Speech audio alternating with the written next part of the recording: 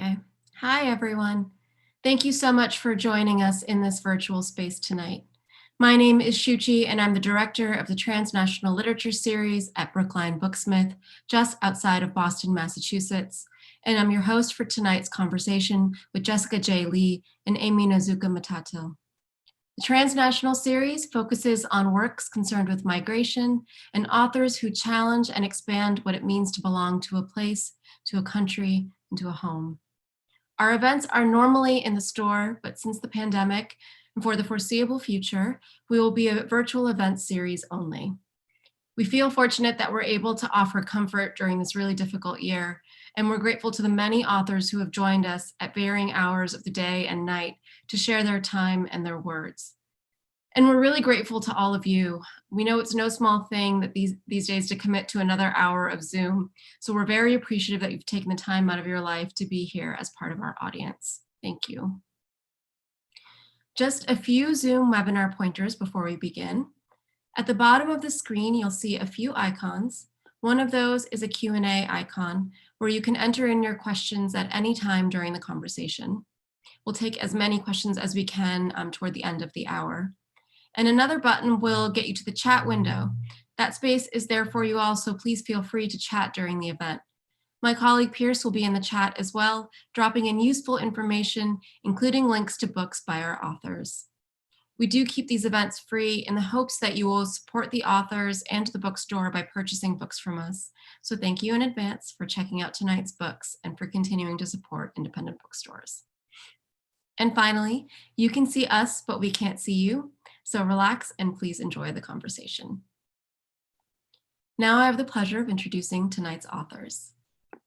Jessica J. Lee is a British-Canadian Taiwanese author and environmental historian and winner of the 2019 RBC Taylor Prize Emerging Author Award. She received a doctorate in environmental history and aesthetics in 2016, and her first book, Turning: A Year in the Water, was published in 2017. Jessica is the founding editor of the Willow Herb Review. She lives in Berlin. Now she lives in the UK. Aimee Nezhukumatathil is the author of 4 books of poetry, including most recently Oceanic, winner of the Mississippi Institute of Arts and Letters Award. Other awards for her writing include fellowships and grants from the Guggenheim Foundation, National Endowment for the Arts, Mississippi Arts Council, and MacDowell. She serves as poetry faculty for the writing workshops in Greece and is professor of English and creative writing in the University of Mississippi's MFA program. Thank you all again for being here. And now, Jessica and Aimee.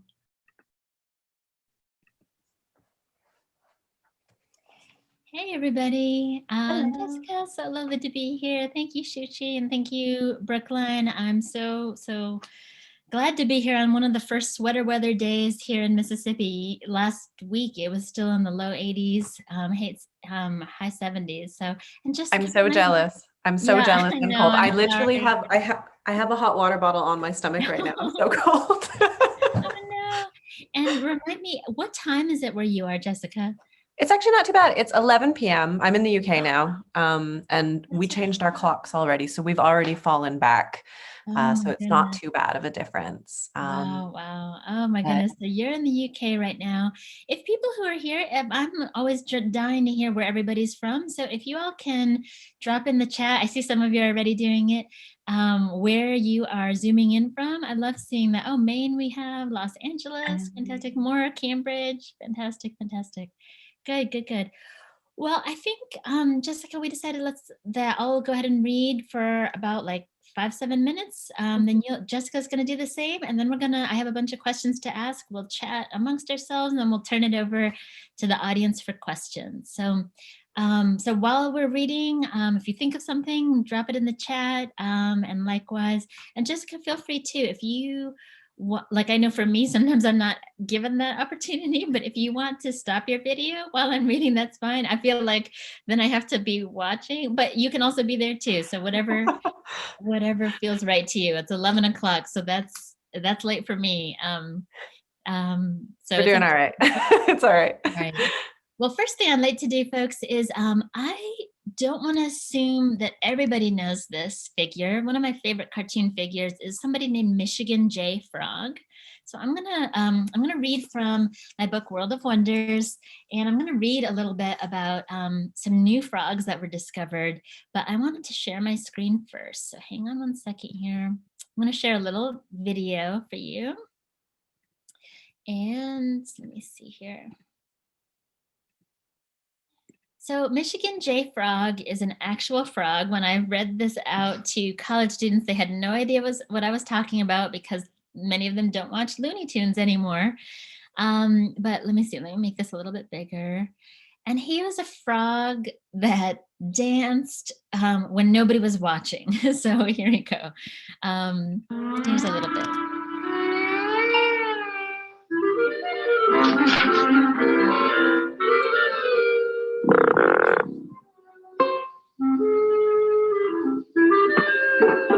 Hello, my baby. Hello, my honey.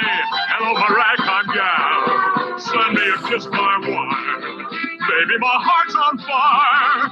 If you refuse me, honey, you lose me. Then you'll be left alone. Oh, baby, telephone and tell me I'm your own.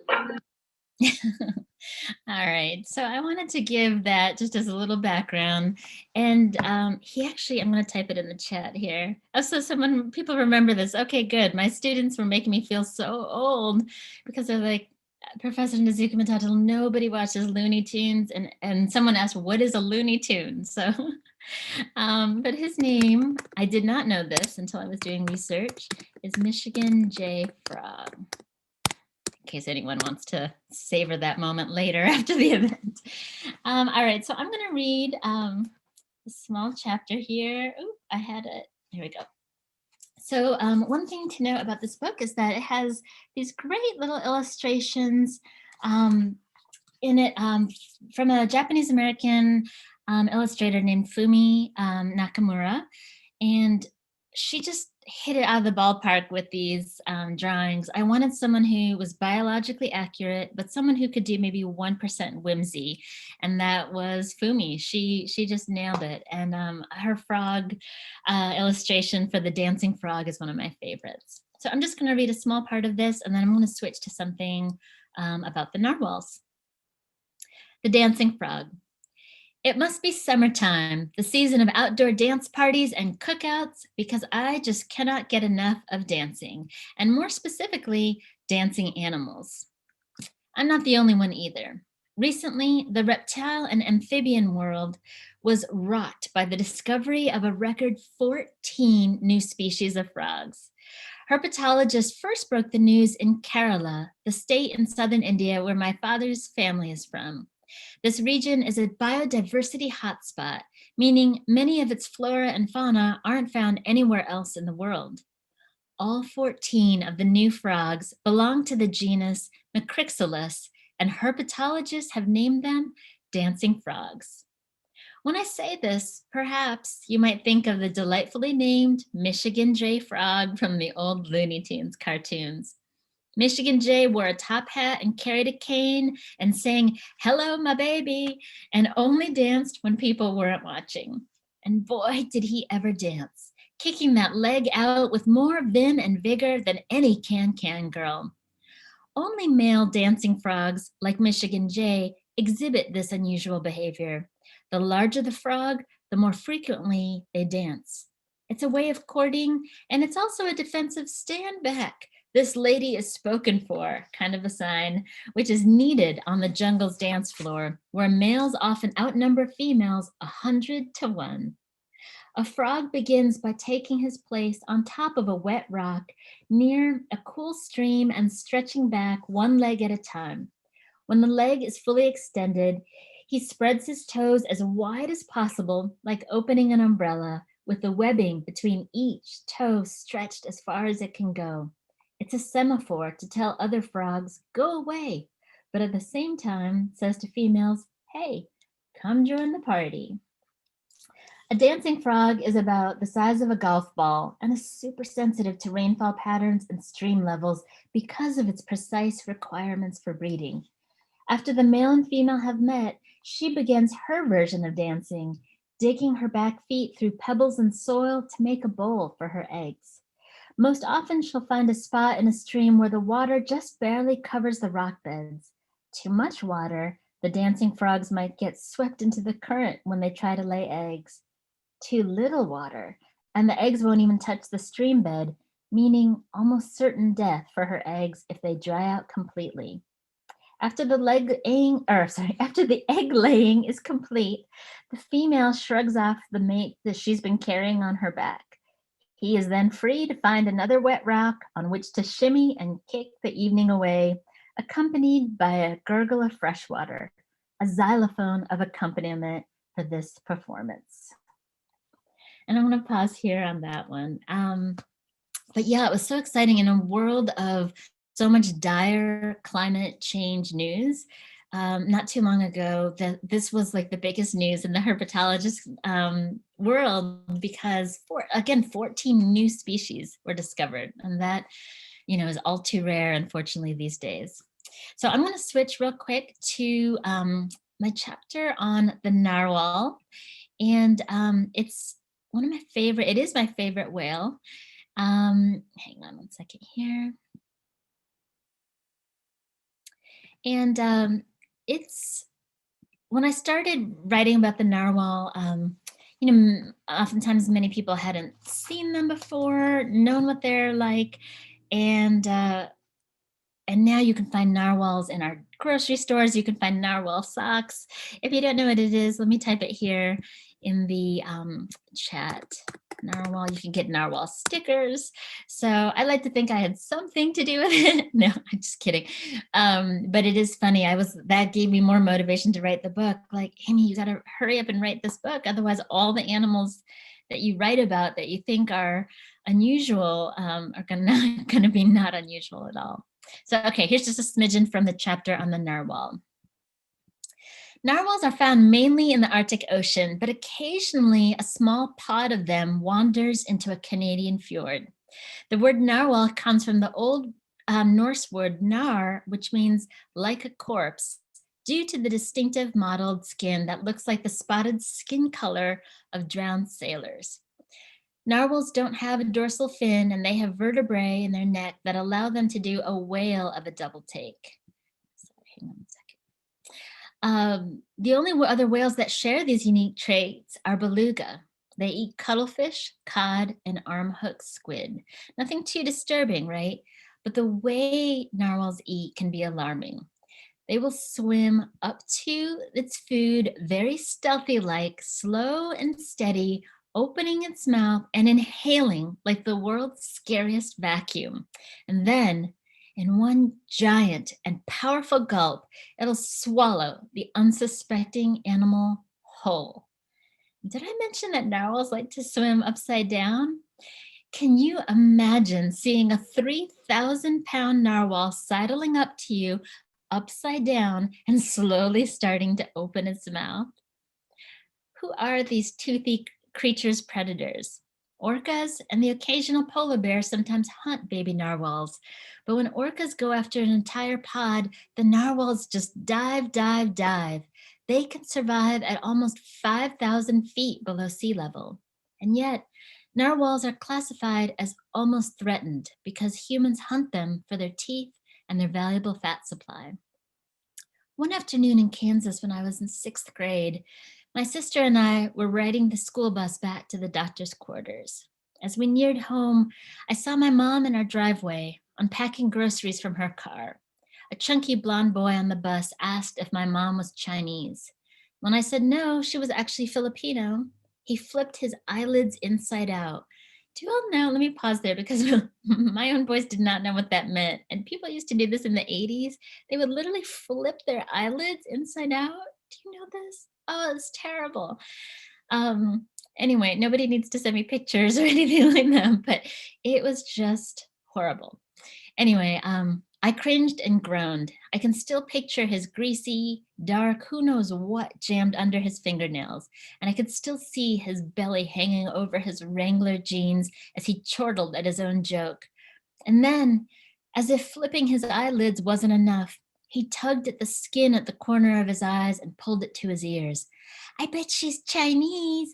Her eyes don't even look like yours. Ice, snow, the white plastic of the milk jugs my mother was carrying in each hand as she smiled at the bus, scanning the faces for all those staring kids, for her own. I wanted to dive deep, deep, deep into the darkest of seas so no orcas could find me. I had no sword, and worse, no sharp tongue with which to sass him back. Instead, I just stared straight ahead, gathered up my books, and left without saying goodbye to poor Mr. Johnson, the kindly bus driver. And I'm going to pause here for that one. And yeah, I want to make sure I don't go over for Jessica. So thank you so much. Thank you.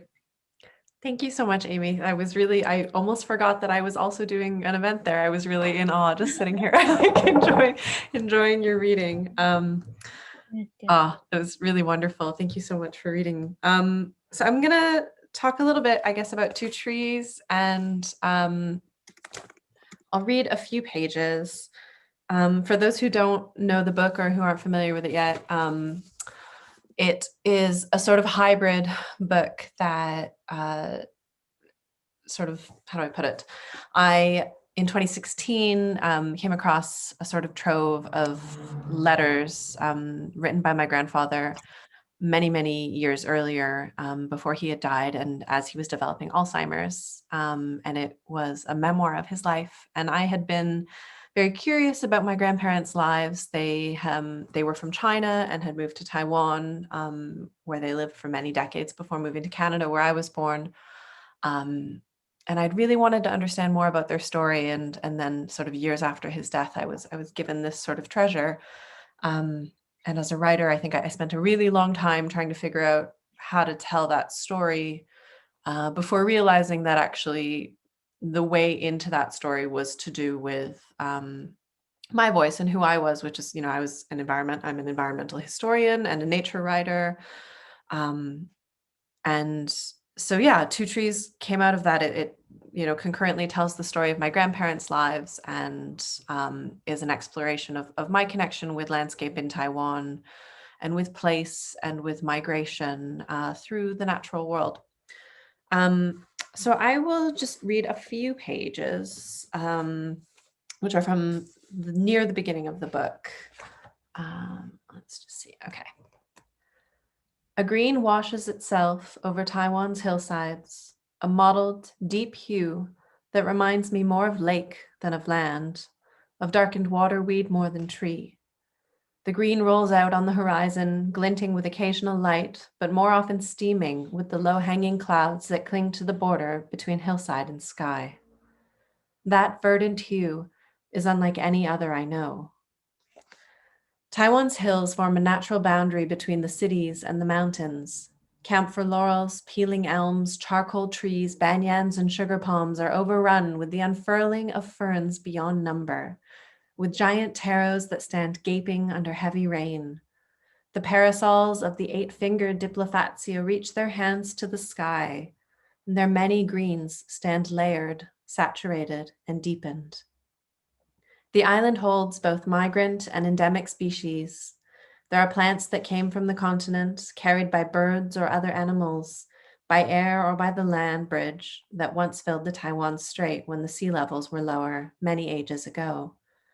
Some came from the island chain to the east, Japan, while others floated atop the southern seas, sprouting on the shores. There are newer plants that arose only here. A quarter of them evolved in isolation on their island home. In Taiwan's plants, I saw both movement and change, species adapting to climate, to altitude, to soil. I met mimosa that curled at my touch, Dendrocalamus latiflorus, Latin for tree reed, sweet bamboos whose tall heads swayed. In my visits, I came to know them by walking, by crouching low to the ground to catch a scent, and by training the lens of my camera on their distant reaches. I searched books for a guide. I found in the works of 19th century British geographers a strange vision of the island. Their accounts of Taiwan's inner reaches held a trace of terror, the plants too foreign, the forests too thick. They wrote of the island as beautiful yet threatening, a wilderness overgrown. The sublimity of extremely high mountains found an analog just as readily in darkened woods.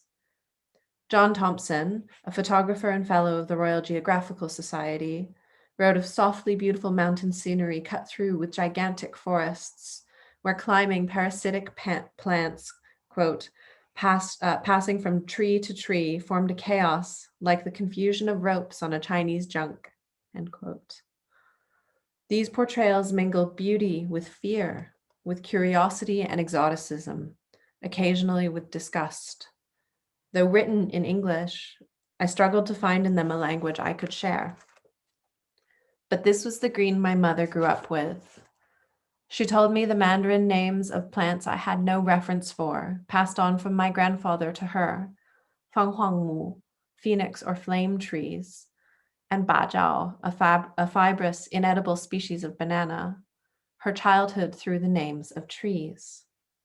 I turned their names over in my mouth, stretching their shapes into my mind, and found in them a longing to remember the things I had not known.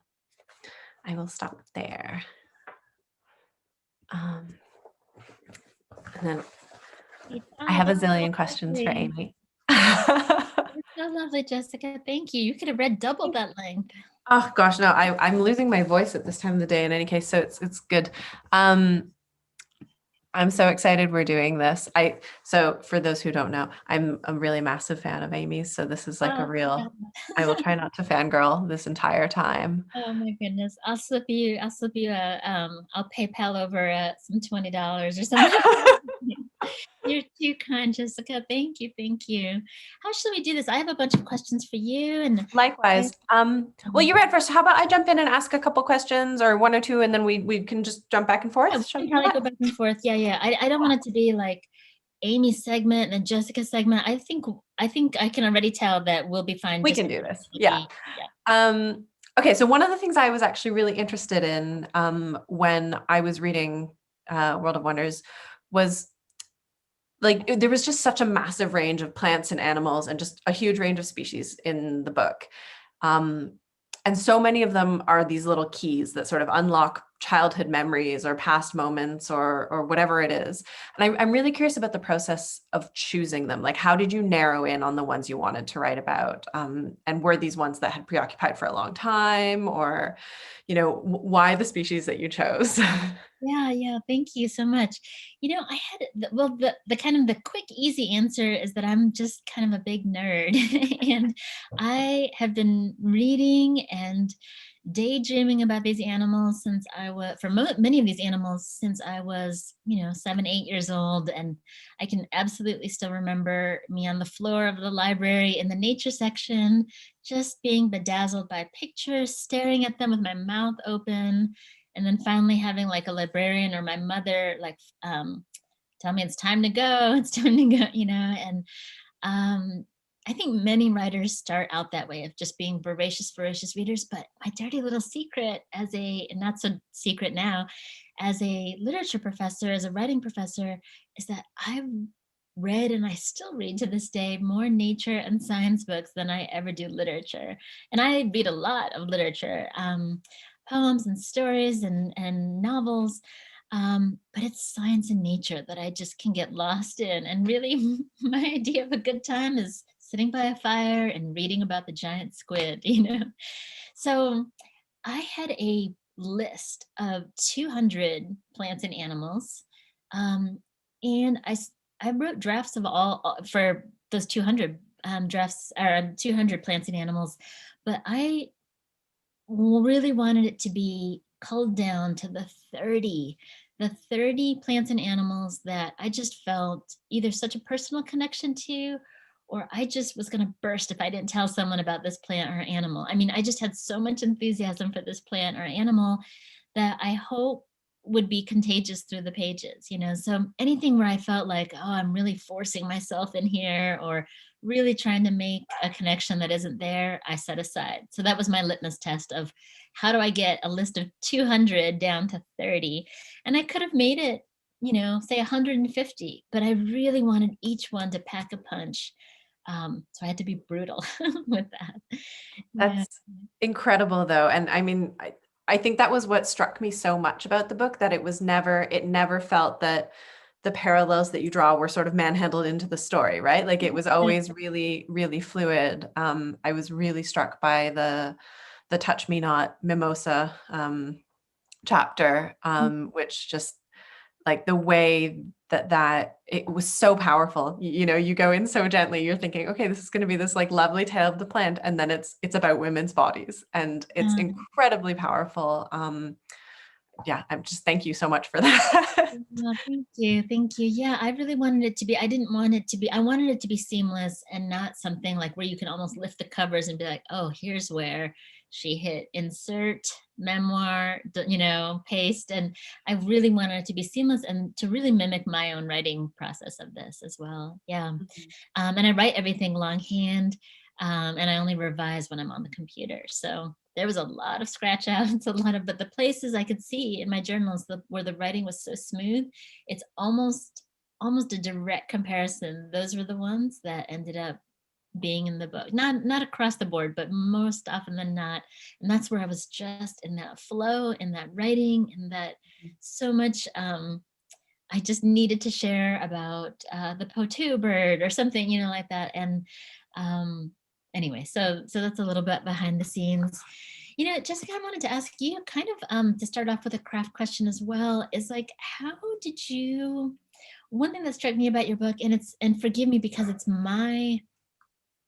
maybe it's a product of my teachers, and maybe it's a product of my libraries, but I have said before in different interviews, which is why when your publishers first reached out to me, I was like, heck yes, I want to do this event with you, because I just had such a lack of women writers of color writing about the outdoors, and you know, to the point where I'd be so excited I'd read this book on squid or finding shells on the in the Pacific Ocean or on the shores of the Pacific Ocean, and then I'd flip the page and it'd be a white man.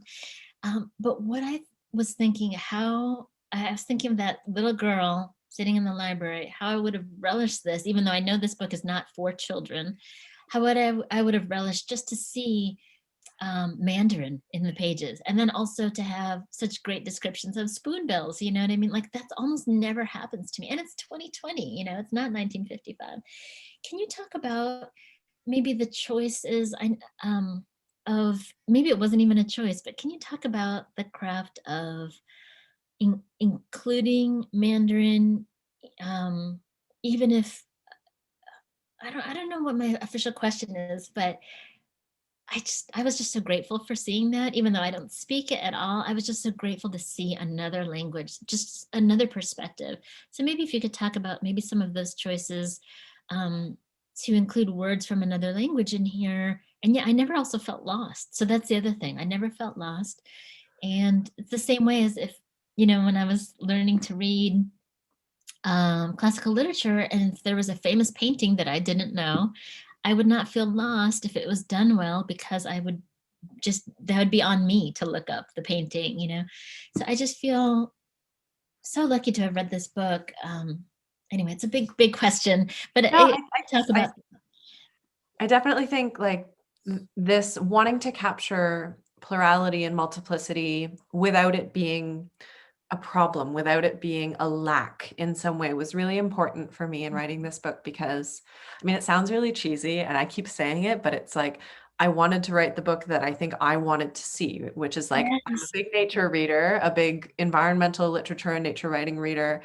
And I was hitting this wall with it, where I was reading book after book where it wouldn't be big stuff. It would just be like a minor, like one sentence in a book that would just be like, oh, wow, okay, I'm not like this person, or this person has a very different background to me, or this person is in the place where they grew up and where their ancestors lived, and it's been passed on to them, and they have like a real right to be in that landscape in a conventional sense, and they don't question that.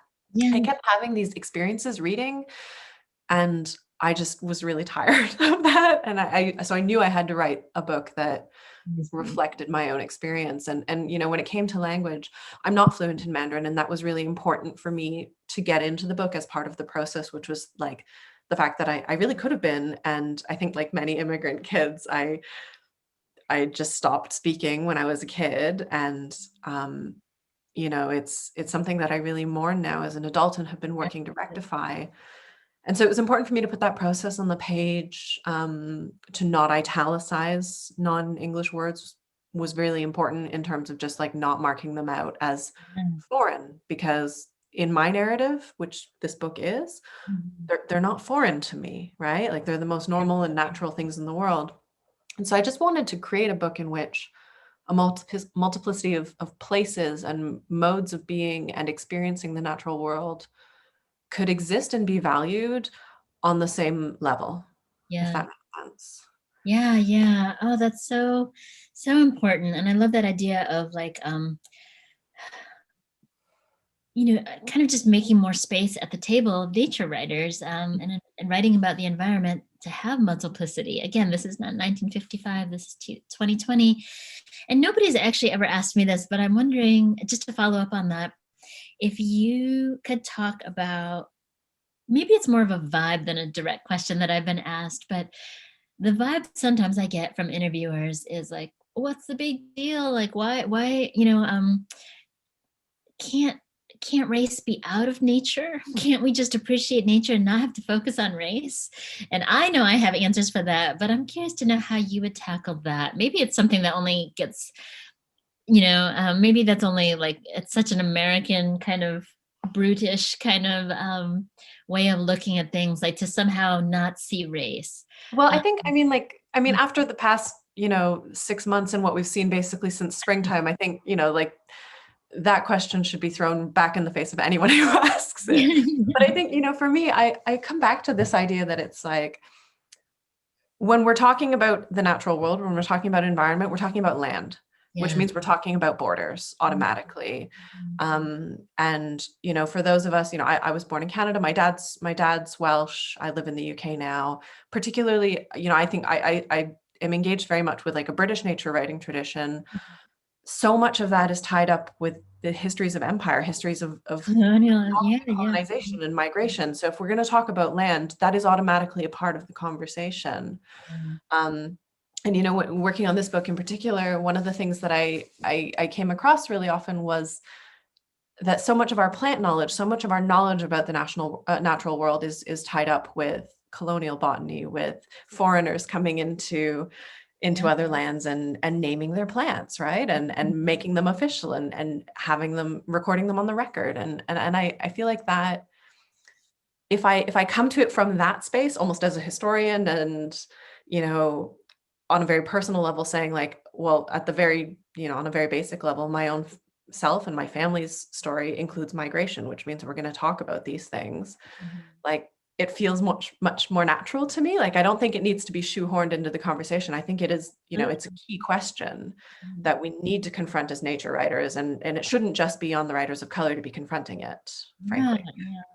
Yeah, I find it really interesting that it's writers of colors that usually kind of get that kind of feeling directed to. It's not ever asked of white people, like, why is your book so much about race, when it actually is. It's about the not. And we know it is because of that that alienating experience as a person of color, reading it, and so that's really, I think, important. What it struck me, what you were saying, reminded me of just conversations I've had with kids. I have now they're 10 and 13, but just trying to explain to them, well, several things, but not the least of which is what you were just talking about, like people came to America from Europe and then they just renamed everything. When nothing kind of humbles you a little bit and makes you realize, like, oh my gosh, this is actually perhaps even worse than I thought. When you have to explain it to the child, because my boys were like, what? How did this happen? Isn't this outrageous? Like, can't fathom that anyone would be so cruel in so many ways and so arrogant in so many ways too.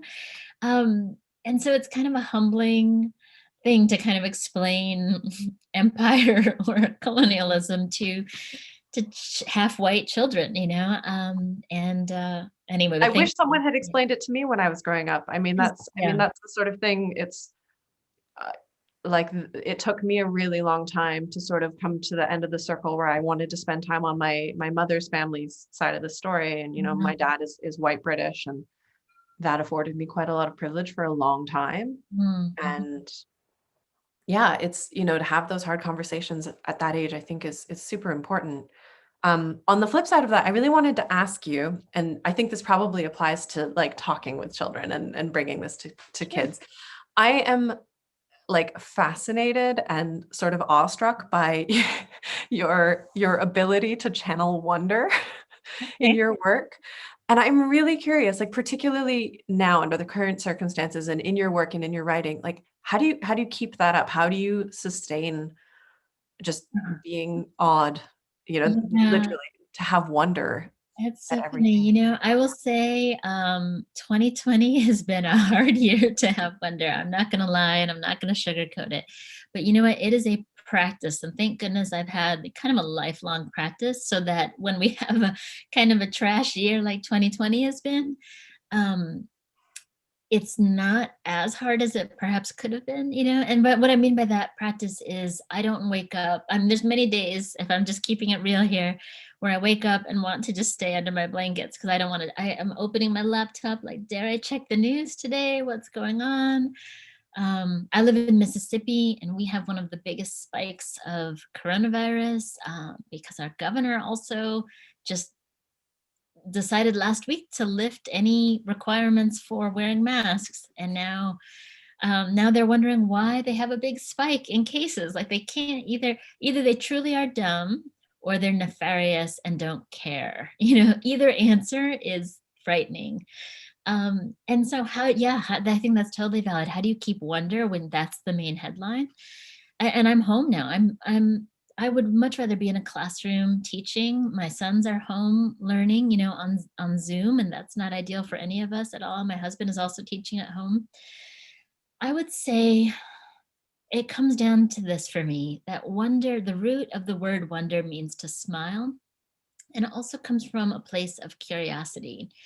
And one of the many things, I'm speaking from an American point of view here, but one of the great sadnesses of our current administration has been this almost gleeful attempt at invalidating uh, people who want to learn, people who are in education, painting them somehow as villains or nefarious some way, and discrediting science. Um, in other words, one of the biggest sadnesses has been this administration's insistence on not being curious about other cultures, not wanting to be delighted in anything except making money for themselves, and really creating violence on the planet. So I think, for the longest time I thought, I don't know if it's just one voice, it's just me writing. How is that going to change? But I feel like that is an act of rebellion. That is an act to, when the powers that be say, um, distrust anything from science and distrust education and distrust learning about other cultures and learning about plants and animals because it's not keeping our country great in some way, then I think we owe it to ourselves, we owe it to our planet to want to get back to that kid that I think all of us were at some point, where you don't have to teach a kid how to wonder. They just point to the moon and say, look at the moon. Especially today. Yes, it's so I'm beautiful so today. excited. Today, yes, I just got a text from my dad before we started saying to be sure to look at the moon. It's one of the biggest pink moons apparently of the 2020. So I just thought that was so sweet. That he knew, he's in Florida now, that he knew that I'd be busy, but to make sure that I got a chance to go out and look at the moon. So I also had parents who made sure to foster that wonder. And I know that that's a very privileged statement to say, because I know not everybody has parents that were like mine, but I think they were also always so adrift and we don't have a giant extended family. You know, I was always jealous of my Asian friends that had aunts and uncles living in the Same. same neighborhood. Yeah, I mean, it was just the four of us, my parents and a younger sister, Yeah. and that was it. Yeah. So we were kind of our own tight little group. Um, we were our own tight little group for so long, and wonder didn't become something that we had to do. We just did it. Otherwise, we'd be miserable all the time, you know? It's hard. My mother was a doctor before she retired, and I'd see as a little girl, people would treat her like a moron, like, can you understand English? You know, and she was one of the first doctors in her area of the Philippines. So, you know, my mom was always full of grace, and I was seething as a little 12-year-old girl. Like, I wanted to put a curse on these people. I didn't have the vocabulary for it, but they modeled for me to have grace, and they modeled like, oh, Amy, let's, and I don't know, I still haven't asked her. I'm sure she was dying inside and hurt, but she'd be like, let's go out to the garden, you know? And so it worked. I mean, like, I'm not saying everything was hunky dory as a kid, but we would find joy there in the garden. Yeah, in channeling that energy to something better, I think. Yeah, yeah. So I'm not sure if I answered your question, but No, I think that's really, I mean, I think it's something we're all struggling with at the moment. You brought up your Yeah. mom and these stories there. I really wanted to ask, just on a technical level, I was astounded by the level of detail that you remembered from the past and from just a range of stories. Can I ask, like, were you drawing from diaries, family stories? Like, what kind of sources did you gather to put this together? Yeah, you know, it's so interesting because I always have to, I feel like I have to carefully word this so I don't come off as flip at all. And I already feel like I'm such good friends with you, Jessica. So I hope you know, take this at face value. Again, I'm just such a big nerd, and I just remember a lot of, I don't have like an extent, like I was amazed your bibliography is so great and stuff like that. Um, Everything has been quadruple fact checked, but I didn't have a bibliography per se because I was going on so much memory or actual direct experience or journal writing, you know, that kind of thing. So um, I may have not been the greatest math student, but I had powers of observation and I could retain what I read. And that's really where I went. And then all but just a few of these animals I had seen in person myself. Um, and then that either spurred on the reading or the reading spurred on the meeting. You know, this past July, I was supposed to meet, or June, I was supposed to meet up with one of two cassowaries in the country, in America, and that's in Atlanta, Georgia. And then that cassowary passed away. Well, I couldn't travel anyway because of COVID, but that cassowary passed away. So I'm a little bit bummed, but I wanted to see if I needed to amend something in a new reprint or something like that, you know, because I hadn't seen a cassowary in person. So that was one of the only animals here where I did not see in person. But yeah, I'm really just such a big nerd, Jessica.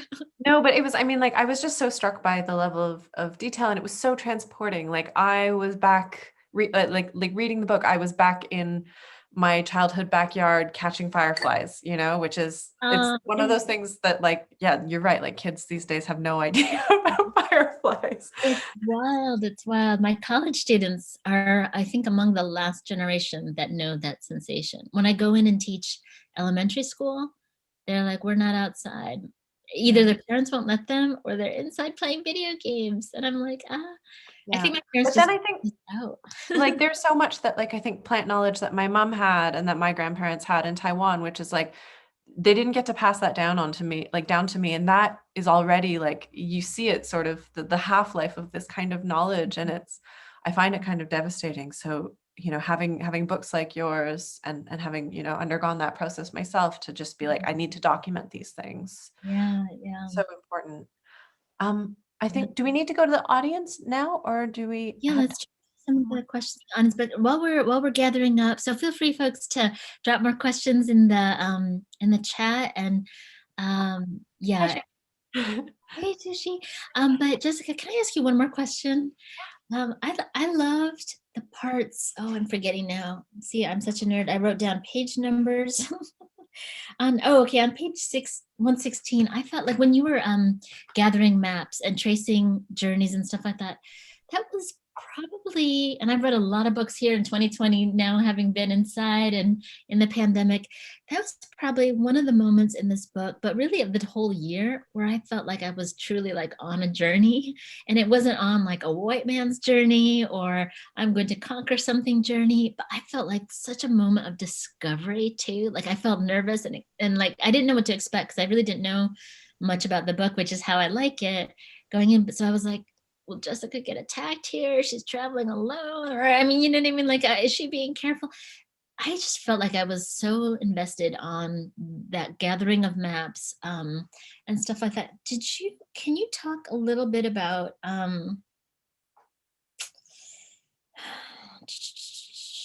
don't know. I'm hesitant to even ask this because I get emotional just even thinking about it. Like I'm gonna make my own self cry. But like, I know you said you weren't able to like directly ask questions of your relatives, of your grandfather and stuff like that. But what was, if you had, if out of all of this gathering and tracing steps and stuff like that, what, I know there's probably a whole book that could be filled with this, but what is one question that you would like to ask or clarify if you had a chance, you know, with the video or Zoom? See, I don't want to even make myself cry because all of my grandparents are passed away as well. And so I just felt, this was the first book I read after my last grandparent, my grandmother passed away in India, and I was not able to say goodbye because of COVID.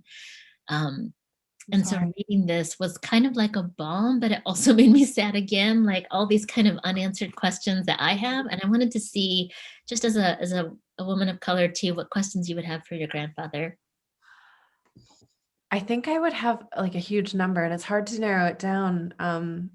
But one of the things I think I was really struck by, my grandfather's letters, I couldn't really read them and I had to have them translated, and then going through them again, I was gathering maps and gathering this sort of sense of the landscapes that mattered to him. And, there's this scene in his letter where he talks about flying over where he'd grown up, and, he was never able to return there. He never did. But he still had this feeling of connection and really missing it. So I feel like I would just want to know, like after at least into the 90s, it was possible again for people who'd gone to Taiwan to go back to China and visit at least. And my grandparents never did. And so I think I'd be really curious to know why and what that meant for them. I think, of course, I can make up a whole range of answers, and I think I spend most of this book trying to make up a range of answers for all the questions that I don't know the answers to. But there's something really poignant to me about this idea of never being able to return and what that meant for my grandparents, and that loss of a home that happens in migration. That even if you can sort of go back to a place physically, when political circumstances change, when there's war, when there's that kind of loss, like what does it mean to even be going back? I think it's sort of a preoccupation I had. So yeah. Oh, good. So you made it through with no tears, nothing like that. So good. I should say, like, I spent a lot of writing this book crying quite a lot, and I was it was just like it was like extra time to have a conversation with my grandfather. So by the end of it, I was just like, I'd spent basically 3 years just hanging out with this memory, this ghost, and that was really important to me and really hard to let go of. But now I've had lots of practice talking about it, so I'm getting better at it. But I know. You see what I mean? I was hesitant to even ask you, but I selfishly kind of just wanted to know, and for anybody in the audience who had lost someone close to them, that maybe you didn't get all these answers that you wanted and stuff. So anyway, let's take some questions from Shuchi, do you want to shout them out at us? And sure. We've got a lot of questions in the chat, so I'm just going to start with the one that's in the Q&A box. And wait, first I want to say I loved your guys' conversation, and also how thoughtfully and with so much care you read each other's books and really felt them. I think that made the conversation so wonderful to witness. So thank you. So our first question is from Anna Shelton, and she asks, Jessica, but then she said, this is actually for both of you. How did you get into nature writing? And do you have any tips for new writers to the genre? So I think from my standpoint, I got into it from the sideways way of like studying it first. And I was studying environmental humanities and environmental literature. Spent a lot of time, doing the critical side of it. And I tried my hand at it as a break from writing my PhD originally. I just desperately wanted to write something where I could write a beautiful sentence for the sake of it being beautiful without having to have like 10 arguments in the back of my head, with a bunch of footnotes. So that's how I got into it originally, as, this way of allowing beauty to exist on a page as it does in the landscape. And I would say for people looking to get into it, go for walks. That's what I always tell people. Go for walks and write them down. And don't be afraid to write down every single detail and then see the bits that stick. And then send it out. There's loads of amazing nature writing journals now. Aimee, you are poetry editor at Orion, is that right? Not right now. I just gave that up after Okay. 5 years, but I'm still on the board, and I'm writing a food column there now. So I'm not the poetry editor. That sounds amazing. That so much, that magazine in general is just so wonderful, and they're super committed to a range of diverse voices in ways, and many are now. There's terrain.org. There's so many places that weren't even around, say 20 years ago, or if they were, the table of contents looked pretty vanilla. So Yeah. And if you're a writer of color, I am the editor of the Willow Review, and we're not taking submissions right now, but we will reopen again next year. And I'm always open to pitches in the meantime, leading up to that. So yeah, we're excited for giving a platform to new nature writers of color. Wonderful. yeah. Thank you. So Eric has a question. Eric Patterson has a question for both of you. So Aimee first, he asks, your essay Peacock is heartbreaking and one of my favorites of the collection. Can you talk about it? And also, would you be able to talk about the cover of Oceanic, which is incredible? Oh, thank you. Well, I have a quick answer for Oceanic. I wish I was more elaborate because it is so beautiful. I love it so much. But and again, because I took such care, and the folks at Copper Canyon were amazing and 300% behind me, and absolutely saw eye to eye with my vision.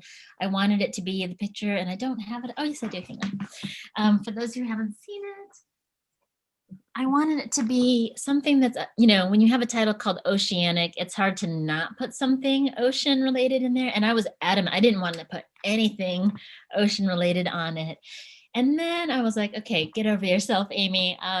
Why fight this? And then when I literally came across this photo. It's a stock photo. And I feel so sheepish about it, but it was the only photo I had specific requirement. I wanted it to be an ocean creature that I write about. But it needs to be something that you would have to do a double take on, that you wouldn't normally. It was like taking it from a different point of view. So I know I had seen this a couple times in the Philippines when I go visit my family there, but I'd never seen it in a photo. And when starfish fall, if you catch it from the side, it just looks like a worm, from the side. And so you have to really kind of, I think, look at this to realize, oh, that's a starfish falling. And not just like, I didn't want to put a wave on there or something, so it's a stock photo. But I will say on the inside cover are all the different animals that get mentioned in the book. And that's something that Copper Canyon had never done before. So I think of it as like, so I wish I had a better answer for stock photo, picture, but I make up for it by all the animals that are inside cover of the book. Copper Canyon had never done that before. So it's almost like a find and search. Every time you come across an animal, you could check it off or something like that. The cover, you didn't ask me directly, but it was absolutely adamant. I wanted to have an Asian American on the cover. And I lost the page. I wanted to show you a picture of the narwhal. Fumi was just amazing. Anyway, but I could not believe the closeness, like how how accurate Fumi was with her, and then just a little bit of whimsy, like to have a little bit of algae around a narwhal. And actually this just happened today. that there's an organization I'm partnering with, Outdoor Alliance. They're going to be having tote bags. Like, we need another tote bag, but this one is awesome and so worth it, where proceeds go. I don't have the details yet, but I'm partnering with a Children's Outdoor Alliance group with that picture of the narwhal. The kids all wanted the narwhal. So I'm excited for that. Anyway, yeah. What was I feel like there was a second part to this, after the question. Yeah, What yeah. you to talk about Peacock, the Oh, essay. Peacock. Okay, really, really quick. Yes, that was a, for those who hadn't read the book, I was hesitant putting this there, but you know, my white husband was like, Aimee, people need to see this. He's like, I will speak for all white people on this. He's like, people need to see how insidious little things like this can affect someone. And so I was really grateful for his eye, because normally I'm so used to making myself small, or just like, this is not important, this is not a big deal. But I had a teacher who, we had a big animal coloring contest, drawing contest. And I was pretty good at drawing as a kid. I was so excited to draw a peacock. That's the national bird of India. So I grew up having peacocks all over my house, like peacock curtains, peacock wall hangings. It was like ridiculous. It's the equivalent of having American eagles all over the place if you live in America. And yet when I started getting older, I was like so embarrassed, and, you know, just like, Dad, can we take these down? These are so embarrassing, you know. But it was because I had this teacher who was like, you can't draw this peacock. We have to draw American animals. And I was like, WTF, like, there's peacocks all over America, you know. But she did it in such a way, she didn't like whisper, even if that was a thing, to draw American animals only, which was not, because I always followed directions as a kid. I was always teacher's pet, except for that year. She just made such a big demonstrative show of it, and kept me inside for recess, which is like the equivalent of detention, you know. And I was just so disgusted. And what made me, when I was thinking about this event, I ended up winning this contest, but it was because I drew the most ridiculous, like, bald eagle, and I put a flag in the nest, and then it won the school drawing contest. But I did it like as kind of, that was my sassy, rebellious self, like passive aggressive self, like, oh, you want an American animal? Here's an American animal. And it just is always stuck with me. And it was after that that I was like, that I can point to that moment of being kind of mortified by my father's, by anything from India, honestly. We had a lot of elephant decor, peacock decor. I wanted nothing to do with that. There were times I used to wear a bindi to school. No more bindis. No more wanting to be in a sari for anything. And I can actually point to that moment. So again, I kind of always kept that to myself, but my husband is like, Aimee, you have to mention this, because it's something how this white teacher got away with this. And it actually changed you up more than you, I think, realize. And turns out, as with many things, he was right. So yeah, so thank you for asking about that. Okay, we have time for one more question. This is Eric's question for you, Jessica. Said you were recently quoted saying you were looking forward to finding rivers to swim in the UK. Have you found them? And related, are you working with Robert Macfarlane, who provided such a nice blurb of your book at Cambridge? So I just moved like 3.5 weeks ago, and the first 2 weeks I had to spend in my house because COVID, because I was moving internationally. And so I haven't had a river swim yet. I've had a pond swim on Hampstead Heath, so nowhere new yet. But I'm intending to head out for more this week. And I'm not working with Rob directly. No, I'm working in the Department of History and Philosophy of Science, which is about a 4-minute walk from where Rob is working at Emmanuel College. So no, just down the way, but we're not working together, no. Jessica, can I ask you, what is the COVID situation there like? Like, you're my first kind of voice from the UK. It's a shambles is the best way to put it. It's a real mess. Good. I mean, it's just, no, it's quite severe here at the moment, but there's been a lot of mixed messaging, and sort of like every 3 weeks, there's like a new system and some new slogans to get people to understand what to do, but still no one understands what to do. And so I don't know, there's a lot of concern here particularly in terms of like restrictions with a complete lack of, financial support for people through those restrictions. So I don't know, we're mostly staying home as much as we can, and, business as usual as it has been for the past 7-8 months. I was hoping I could live vicariously through you by you saying like, oh, things are on the mend, just wait. Were I still in Germany, which I, like if we'd had this event like a month or two ago, I would have been like, yeah, things are okay here. Okay. But even since I left Berlin, apparently things, really hit the fan there as well. So, yeah. Mayor. Well, this has been so wonderful to chat with you, Jessica. I feel like this was such a burst. I have a full week, but I just feel like I could exhale and chat with you, a like-minded soul, and the folks at Brookline. It's just been so great to pair us together. It's so fantastic. Thank you. And I should say, I know there's a bunch of questions we haven't been able to get to. So also feel free to throw them out on Twitter at us and we can have a look. Absolutely. Both of us are there on Twitter, and I happily will do that as soon as my kids go to bed. So yeah. Thank you. Thank you both. Please check out their books. Pierce is linking to them in the chat. And this is just such a wonderful way to start the week. It was really, really great. So thank you all again and have a good night.